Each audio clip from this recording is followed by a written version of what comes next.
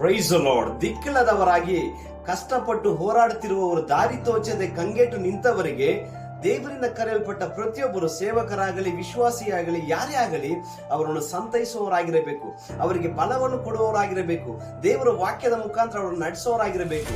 ಯಾಕಂದ್ರೆ ಅದಕ್ಕಾಗಿ ದೇವರು ನಿಮ್ಮನ್ನು ಕರೆದವರಾಗಿದ್ದಾರೆ. ಒಬ್ಬರಿಗೊಬ್ಬರು ಸಂತೈಸುವವರಾಗಿ, ಪ್ರೀತಿಸುವವರಾಗಿ, ದೇವರ ಸಮ್ಮುಖದಲ್ಲಿ ಅನ್ಯೋನ್ಯವಾಗಿ ಜೀವಿಸಬೇಕೆಂಬುದೇ ದೇವರ ಉದ್ದೇಶವಾಗಿದೆ. ಅದಕ್ಕೆ ವಾಕ್ಯ ಬರೆಯಲ್ಪಟ್ಟಿದೆ. ಕೀರ್ತನೆಗಳು 41ನೇ ಅಧ್ಯಾಯ 1ನೇ ವಾಕ್ಯದಲ್ಲಿ, ದಿಕ್ಕಿಲ್ಲದವನನ್ನು ಪರಾಂಬರಿಸುವವನು ಧನ್ಯನು, ಯೆಹೋವನು ಅವನನ್ನು ಆಪತ್ಕಾಲದಲ್ಲಿ ರಕ್ಷಿಸುವನು ಎಂಬುದಾಗಿ ಬರೆಯಲ್ಪಟ್ಟಿದೆ. ನೀವು ಮಾಡುವ ಒಂದೊಂದು ಕಾರ್ಯಕ್ಕೂ ದೇವರು ಪ್ರತಿಫಲವನ್ನು ಕೊಡುವವರಾಗಿದ್ದಾರೆ. ಯಾರು ದಿಕ್ಕಿಲ್ಲ, ಯಾರು ಕಷ್ಟದಲ್ಲಿದ್ದಾರೆ, ಯಾರು ಹೋರಾಡ್ತಿದ್ದಾರೆ ಅವ್ರಿಗಾಗಿ ಪ್ರಾರ್ಥನೆ ಮಾಡಿ, ಸಹಾಯ ಮಾಡಿ. ನೀವು ಮೊದಲಾಗಿ ಹೋಗಿ ನಿಂತು ನೋಡಿ, ನಿಮಗೆ ದೇವರು ಆಪತ್ಕಾಲದಲ್ಲಿ ಸಹಾಯಕನಾಗಿದ್ದು ನಿಮ್ಮನ್ನು ನಡೆಸುವವನಾಗಿದ್ದಾನೆ. ಯಾಕಂದ್ರೆ ದೇವರು ಪ್ರತಿಯೊಬ್ಬರನ್ನು ಪ್ರೀತಿಸುವವನಾಗಿ, ಕರುಣಿಸುವವನಾಗಿದ್ದಾನೆ. God bless you.